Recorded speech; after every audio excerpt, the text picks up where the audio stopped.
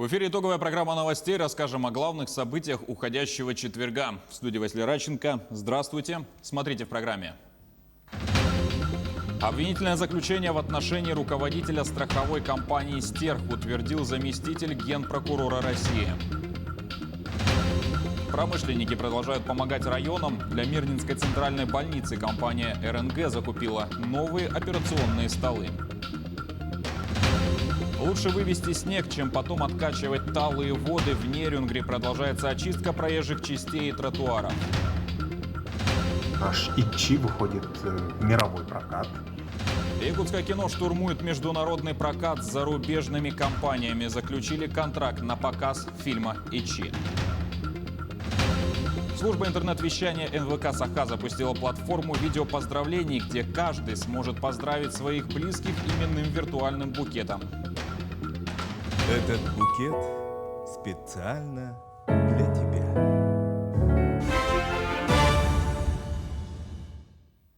Заместитель генерального прокурора России утвердил обвинительное заключение по уголовному делу в отношении руководителя страховой компании «Стерх», осуществляющей деятельность на территории Якутии. Его действия квалифицированы по части 1 статьи 172.1 Уголовного кодекса. Это фальсификация финансовых документов, учета и отчетности финансовых организаций. Как установлено следствием, обвиняемый, зная об ухудшении финансового состояния страховой компании, не желая допустить отзыва Банком России лицензии и банкротства, искусственно создал видимость стабильной экономической деятельности.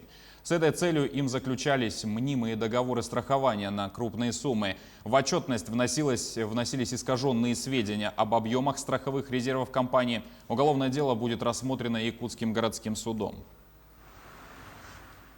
Теперь об эпидобстановке. 40 новых случаев коронавируса выявили в Якутии за минувшие сутки. По информации регионального оперативного штаба, в столице, в городе Якутске, 28 заболевших, в Мирнинском районе 4, в Нерюнгринском и Тампонском по 2, также по одному заболевшему в Алданском, Кобяйском, Усть-Алданском и Венобытантайском районах. Новые операционные столы для Мирнинской центральной больницы закупила компания РНГ. В начале января оборудование доставили в алмазную столицу. Столы медики опробировали и уже используют. О том, как нефтяная компания помогает местному здравоохранению. Анна Винокурова. Вот. Да, то есть вот так. Если, например, операция здесь где-то, так будет достаточно удобно. Онколог Мирнинской центральной районной больницы Ирина Даненко тестирует новый операционный стол. Медик признается, что от качества оборудования может зависеть исход манипуляции. А здесь, в так называемой чистой операционной, они проводятся ежедневно. В начале года 4 новых операционных стола мирнинским медикам подарила компания РНГ. В последний раз в МЦРБ их обновляли 20 лет назад.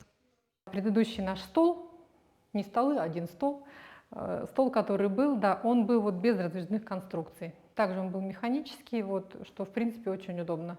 Здесь можно проводить различные манипуляции, так же как на руках, на ногах, потому что и для ног также специальные подставки, которые вот так разъезжаются, не буду сейчас уже показывать. И то есть на ногах также хирурги наши могут делать различные манипуляции. В Мирнинскую больницу экстренных больных доставляют со всей Западной Якутии. Новые столы, которые предоставила компания РНГ, эксплуатируют для плановых и экстренных операций, перевязок, также в родильном доме. Когда операционные столы вышли из строя, МЦРБ обратились в компанию РНГ. Нефтяники за пару месяцев купили и доставили новое оборудование. Очень быстро доставили. Мы даже сами не ожидали. Обычно это бывает 2, 3, 4 месяца. Тут они пришли, и мы их установили. И сейчас очень активно, уже пользуемся, и оно уже приносит пользу. Очень отрадно, огромное им спасибо, что они нам помогают. И мы, благодаря им мы решили очень много проблем, которых мы не могли решить годами. В акционерном обществе есть специальная программа РНГ медикам. С марта прошлого года МЦРБ получила от нефтяников 16 прикроватных мониторов, мобильный бокс-капсулу для транспортировки больных, аппараты искусственной вентиляции легких, ультрафиолетовые облучатели рециркуляторы воздуха, оборудование для размораживания плазмы, а также несколько партий средств индивидуальной защиты медиков. Социальная программа РНГ медикам по итогам прошлого года была отмечена Всероссийской премией «Медиатек». Проект занял первое место в номинации «Социальная и экологическая инициатива». Пресс-секретарь президента России Дмитрий Песков подчеркнул, что общие усилия помогли выстоять в непростых условиях. 2020 год показал, социально ответственный бизнес способен помогать и оперативно реагировать на потребности региональной системы здравоохранения. Компания РНГ планирует продолжать благотворительную программу. Анна Винокурова, Роман Ларин, телеканал «Алмазный край». Глава Якутии Айсен Николаев провел совещание по вопросам реализации механизма комплексной застройки территории в регионе. Он предусматривает, что под данный механизм подпадает вся площадь будущей застройки. При этом позволяет изымать для государственных и муниципальных нужд земельные участки с расположенными на них объектами недвижимости по их оценочной стоимости. Отдельно предусматривается серьезная помощь со стороны государственных и муниципальных властей инвесторам в части инфраструктурного обеспечения территории комплексного развития. По итогам совещания Айсен Николаев поручил правительству ускорить работу по перезаключению договоров развития застроенных территорий. Около 40 проектов по благоустройству реализуют в этом году в Якутии. Об этом сообщила главный архитектор региона Ирина Алексеева в ходе прямого эфира в соцсетях. Из 40 проектов 7 крупных. Они будут организованы в Мирном, Нерюнгре, Алдане, Тамоте, Удачном, Среднеколымске и Верхоянске. Остальные проекты по благоустройству будут реализованы в 20 районах. Почти 450 многоквартирных домов капитально отремонтируют в этом году в Якутии. Восстановлению подлежат 1500 конструктивных элементов на общую сумму свыше 3 миллиардов рублей. Большая часть домов деревянные, их 253. Ранее в фонде капитального ремонта многоквартирных домов состояло более 6000 зданий, а проценты по жилому деревянному фонду были значительно выше. Сейчас проводится достаточно много работы по обследованию деревянного жилого фонда. Часть из них признается аварийными или нецелесообразными для проведения капремонта. В Нерюнгре продолжается активная очистка городских дорог и внутриквартальных проездов от снега. Зимний период самый сложный для специалистов, обслуживающих дорогу. И несмотря на то, что по календарю уже наступила весна, снегоочистные работы будут продолжаться по мере необходимости.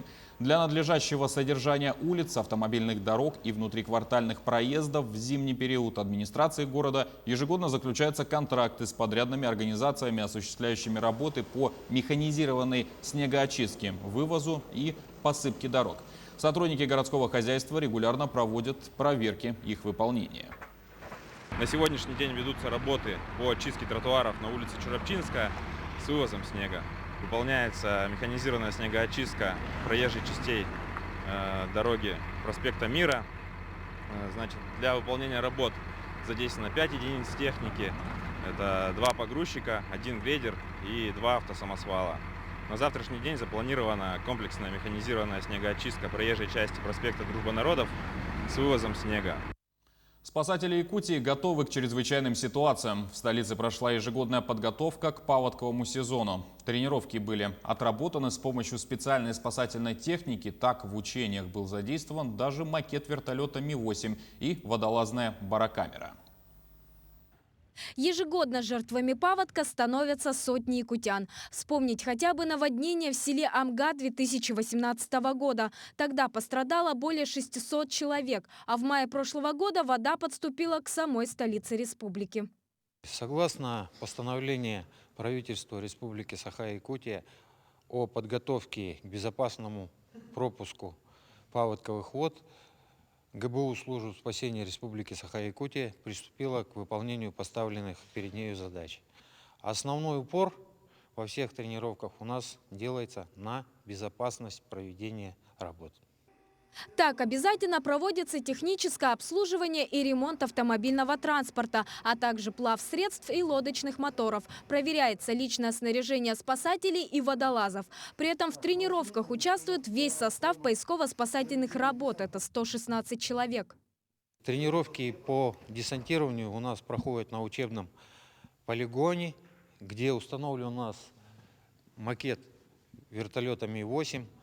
Значит, на котором отрабатывают спасатели-десантники выход из вертолета, спуск, приземление. Также выпускающие из вертолета отрабатывают свои действия.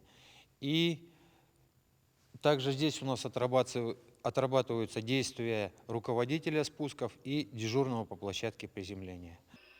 При возникновении чрезвычайной паводковой ситуации необходима и помощь водолазов. Благодаря тренировкам в барокамере они могут погружаться на глубину аж до 60 метров. Аппарат способен проводить лечебную декомпрессию, окситерапию и многое другое. При наших небольших глубинах, на которые мы ныряем, но это небольшие глубины, это получается средние глубины, да? Временно случается насыщение все равно организма азотом. Вот, и остается остаточный азот. Так вот, для того, чтобы удалить этот остаточный азот из организма, мы, водолазов, здесь проводим им именно лечебные декомпрессии. Пока это единственная барокамера в республике. До ее приобретения водолазам приходилось тренироваться за пределами региона, туда же обращаться при определенных так называемых профессиональных заболеваниях. Сарглана Неустроева, Иван Яковлев, Илья Сыромятников, Якутск. Горнодобывающий комплекс Верхнемунское сменил название. Теперь он стал горно-транспортным. Изменения внесли после слияния двух цехов – автобазы технологического транспорта номер 3 и горнодобывающего комплекса. Повлияла ли реорганизация на работу людей, какие задачи стоят сейчас, говорили на собрании хозяйственного актива. Ирина Балкова с подробностями.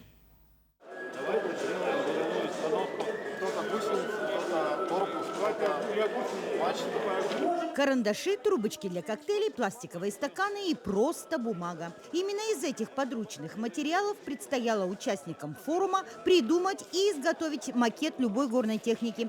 Один из механизмов машины должен обязательно двигаться, крутиться.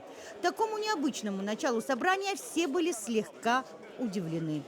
На данный момент это очень актуально, то есть в период пандемии коронавирусной инфекции по нашей стране все мы соскучились по общению. Это живое общение, то есть мы друг друга видим в лицо, очные встречи, мы по этим встречам очень соскучились, поэтому воспринимается очень легко и позитивно.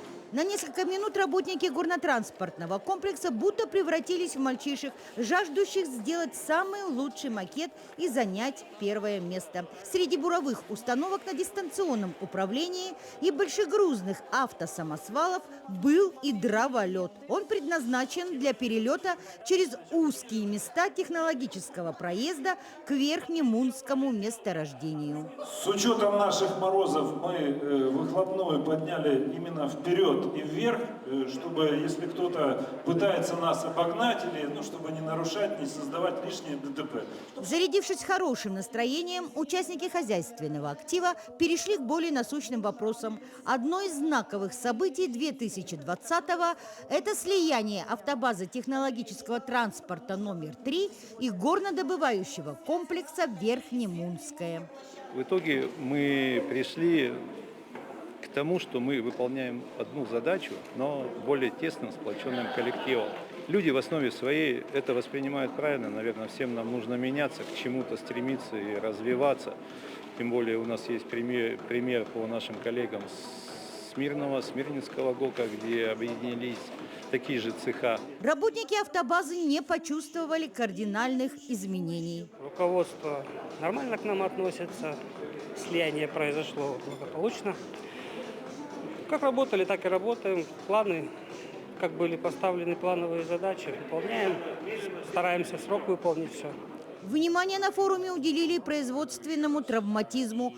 Только неукоснительное соблюдение техник безопасности в опасных условиях труда может предотвратить несчастные случаи на производстве. Отметили и тенденцию роста добычи в текущем году. В 2021 планируется запуск карьера «Зорница», который временно приостановили в 2020. Принято решение продолжать добычу на Верхнемунском месторождении круглогодично, без остановки в летний период, как планировалось ранее. В целом работу цеха в сложном 2020-м признали удовлетворительной. Ирина Балкова, Денис Сиротин, телеканал «Алмазный край». Якутия получит более 40 миллионов рублей на гранты главы республики. Об этом сообщил руководитель региона. Конкурс на гранты президента Российской Федерации на поддержку некоммерческих неправительственных организаций среди регионов проходил впервые. Максимальный размер гранта должен был составлять 150 миллионов рублей. Якутия вошла в число субъектов, получивших наибольшие средства. В прошлом году гранты получили 43 проекта на общую сумму более 56 миллионов рублей. Это проекты по поддержке адаптивных видов физической культуры и спорта, охране окружающей среды и защите животных, деятельности в области культуры и искусства, содействию духовному развитию личности. Банк Открытия профинансирует строительство круглогодичного детского центра «Полярная звезда» в Якутии. Общая стоимость проекта составит 1 миллиард 860 миллионов рублей. Из них банк предоставит 1 миллиард 460 миллионов. Остальные средства будут привлечены от инвестора и капитального гранта Минвостокразвития России. Центр «Полярная звезда» расположится в 33 километрах от Якутска на Табагинском мысе. Ежегодно он сможет принимать более 5000 детей. Объект будет состоять из 4 спальных блоков, а также спортивного, медицинского и образовательного блоков. Дети смогут не просто вдохнуть и поправить здоровье, но и познакомиться с профессиями будущего. Так, в Центре доп. Образования они освоят промышленный дизайн, программирование и 3D-печать. В 2020 году проект круглогодичного детского центра стал лауреатом национальной премии «Росинфра». Строительство началось в августе прошлого года. Завершение масштабной стройки планируется в 2022.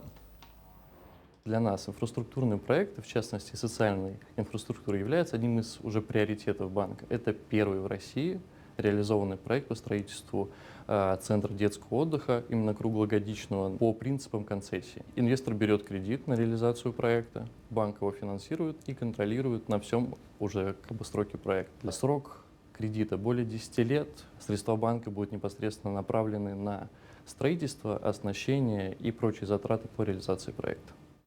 Около 50 километров дорог будет построено, реконструировано и отремонтировано в Якутске. Об этом в ходе пресс-конференции сообщил исполняющий обязанности главы города Евгений Григорьев. Он отметил, что сейчас идет процесс контрактации. Из 43 объектов контракты заключены по 6, то есть определены 15% застройщиков. Однако к концу марта этот показатель планируется довести до 89%. Мы усилили главстрой. У нас в главстрое в прошлом году дополнительно добавлено 12 единиц, штатных единиц. Мы усилили квалификацию ребят, сделали лучшие условия, дополнительные помещения. В общем, мы настроили наш главстрой под работу в национальных проектах. На выборы мэра города Якутска зарегистрированы 8 кандидатов. Все они выдвинуты от политических партий. Об этом сообщила председатель столичной избирательной комиссии Алла Самойлова. На проведение выборов выделено 36 миллионов рублей. В Якутске будет открыто 118 участковых избирательных комиссий. Они начнут свою работу с 20 марта. Сейчас работают над подготовкой бюллетеней, организацией работы и контролем участковых комиссий. Проводим выборы по сокращенным срокам, поэтому, конечно, многие избирательные действия, они у нас, не многие, а все сократились на 1/3, в том числе и время на подготовку выборов тоже у нас сократилось значительно. Но учитывая, что выборы на территории города были относительно недавно, было общероссийское голосование летом, и у нас на территории Центрального округа осенью были выборы, у нас участковые избирательные комиссии, они готовы к работе, все составы сформированы в настоящее время. Иппотерапия может стать отличным вариантом для реабилитации детей с ограниченными возможностями здоровья, в частности при лечении невроза, ДЦП, умственной отсталости, детского аутизма. Что это за метод реабилитации и действительно ли это помогает, выяснял наш корреспондент Дмитрий Тымыров. Иппотерапия – это метод реабилитации посредством адаптивной верховой езды. Уникальность данной терапии заключается в гармоническом сочетании телесно-ориентированных и когнитивных приемов воздействия на психику пациента. Влияние оказывается благодаря воздействию движений лошади на организм человека через ноги, через копчик, то есть, условно говоря, эмулировать движение костей и организма человека, мышечной системы. То есть создается впечатление, организм начинает думать, что он шагает. Соответственно, укрепляются кости, мышечная система. Результаты видны не сразу, но их точно можно заметить. Об этом говорят родители, чьи дети занимаются лечебной верховой ездой. В первый раз, когда пришли в 2018 году, вот Кармишин Максим как раз с ним начал занятия. Костя дико испугался лошадь, все 40 минут просто орал. Он не мог на ней не то чтобы не сидеть, он даже лежать на ней не мог. В 2019 году Костя уже более-менее уверенно, как бы уже осознанно, что это лошадка, что вот уже ручки тянет, уже садился, вот как вот он вот сейчас, да. Эффект, безусловно, есть. Занимаясь в этом клубе, мы побороли наш страх, который нам очень мешал. Мы даже внутри города никуда не могли выезжать. Было очень сложно, и вот это вот все нам именно помогли здесь, в конном клубе. Сегодня в столице региона ипотерапия считается еще молодой и не такой распространенной методикой реабилитации детей с ограниченными возможностями здоровья. Но, как говорят специалисты, к услугам лечебных коней все чаще начали обращаться семьи, чьи дети страдают рядом заболеваний. Сейчас мы пишем грант, это фонд президентских грантов, чтобы нас профинансировали в нашей цели. Наша самая важная цель – это чтобы дети-инвалиды по всей территории Республики Саха-Якутия смогли получить именно бесплатную реабилитацию, потому что это очень затратно, содержание лошадей.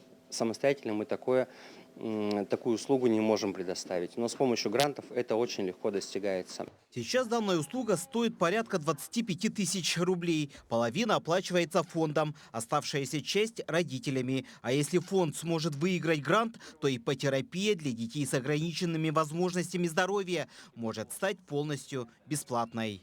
Дмитрий Тымыров, Григорий Охлопков, Якутск. Самое время покорять мир. Якутский фильм «Ичи» готов штурмовать международный прокат. Продюсер картины объявил о заключении контрактов с зарубежными компаниями, которые занимаются продвижением фильмов по всему миру. Теперь с якутским кино смогут познакомиться миллионы человек в самых разных уголках планеты. С создателями фильма пообщался наш СОБКОР в Москве Максим Кардозо. Очередное достижение Сахавуда. Международного проката у независимого якутского кино никогда не было. И вот взята новая планка. Фильм Костаса Марсана «Ичи» готов покорять массового зарубежного зрителя. Две крупные иностранные дистрибьюторские компании будут продвигать картину по всему миру. В каких-то странах будет кинотеатральный показ, но точно могу сказать, что онлайн-стримингах и телевидениях везде будут показываться, в том числе и на кабельных каналах, и на спутниковых каналах, и на авиасамолетах и прочее. В том числе и в стримингах известных, начиная от Netflix, заканчивая Hulu и Xbox и прочее. Очень много возможностей показать фильм, продемонстрировать. «Ичи» — это мистический триллер. По сюжету молодая семья поселяется в местах, где когда-то произошло страшное событие. И новоселы сталкиваются с ужасом из прошлого. Наш «Ичи» выходит в мировой прокат. Это очень радостно, неожиданно, и ответственность тоже очень большая. Теперь мы все с большим волнением будем следить за судьбой нашего фильма в мировом прокате. Пожелайте нам удачи. Бюджет фильма 26 миллионов рублей. Производство длилось больше 2 лет. Для съемок были привлечены специалисты из Москвы и Петербурга. Причем некоторые технологии в якутском кино применялись впервые. Мы снимались в классной компании «Аквафильм Про» во главе Григорием Яблочником. Это просто человек-легенда, как Кусто. Все кинематографисты России знают, что только эта команда снимает подводные съемки. Суперсложные. Впервые для истории якутского кино привлечен профессиональный гафер. Гафер — это кто? Человек, который ставит свет. Понимаешь? А до этого что, просто самостоятельно, что ли? Так? Ну, до этого сами операторы ставили. Мы то же самое делали на «Мой убийца», например. К этому фильму мы подошли уже очень подготовленно, очень серьезно. Картину уже показали на 3 европейских международных кинофестивалях, а увидеть на больших экранах в России новый потенциальный якутский хит можно будет уже в конце весны. Максим Кардозу, Виктор Олесов, Москва. Служба интернет-вещания НВК Саха запустила платформу видеопоздравлений, где каждый сможет порадовать себя и своих близких именным виртуальным букетом цветов в руках первых лиц телеканала. Как получить и отправить поздравления, узнаем в сюжете с Аргеланой Неустроевой. Один из самых амбициозных проектов службы интернет-вещания НВК «Саха» от первых лиц телеканала. И сегодня мы узнаем, кто же стоит за этими мультимедийными трендами. Именно в этом небольшом кабинете всего за 2 недели была придумана и разработана сложнейшая мультимедийная система. И все ради того, чтобы поздравить дам с их Международным женским днем. 8 марта – отличное подспорье для тех, кто желает раскрутить тот или иной товар. Еще за месяц до самого праздника то и дело можно заметить яркие предложения для поздравлений прекрасной половины. Именно в это время рождаются самые смелые и интересные идеи. Сама идея пришла к нам, когда мы готовили контент на 8 марта. Мы хотели сделать приятное нашим мамам, бабушкам, тетям, при этом учесть все ковидные ограничения. И мы решили, что это оптимальный вариант бесконтактно поздравить своих близких. И перед нами стояла задача, чтобы каждая женщина почувствовала себя особенной, что это видео, поздравление специально для нее и персонально для нее. При этом создать видеооткрытку может каждый. Система и интерфейс платформы достаточно просты для понимания даже тем, кто, как говорится, с компьютером на «вы». Для того, чтобы создать поздравление, нам нужно зайти на сайт nvkonline.ru, nvk-online.ru. Здесь мы выбираем баннер с видео поздравлениями, нажимаем на него и переходим на сайт. Так. Здесь мы добавляем любое имя, кого вы хотите поздравить, например, Надежда. Дальше мы выбираем букеты. У нас тут весенний микс, розы и тюльпаны. Ну, пусть будет тюльпаны. И создаем поздравление. Дальше у нас выходит видео. Этот букет специально для тебя. По словам создателей проекта, диапазон имен в базе данных довольно обширный. Вбить в заветную строку можно даже обладателей редких якутских имен. Прикрепляется к открытке оно посредством программы After Effects. Этот проект будем расширять в ближайшем будущем. Хотим уже добавить не только 8 марта, но и другие праздники, добавить мужские имена, выбор увеличить букетов, не только букеты, но и чтобы какие-то другие подарки были интересные, приятные. Помимо прочего, добавятся и новые лица поздравителей и выбор языка видеооткрытки. А тем временем для раскрутки проекта служба интернет-вещания запустила специальные GIF-изображения, которые уже набрали свыше 1 миллиона просмотров. Сарглана Неустроева, Георгий Григорьев, Якутск. На этом пока все. Не забывайте носить маски, дезинфицировать руки и держать социальную дистанцию. Спасибо за внимание и до свидания.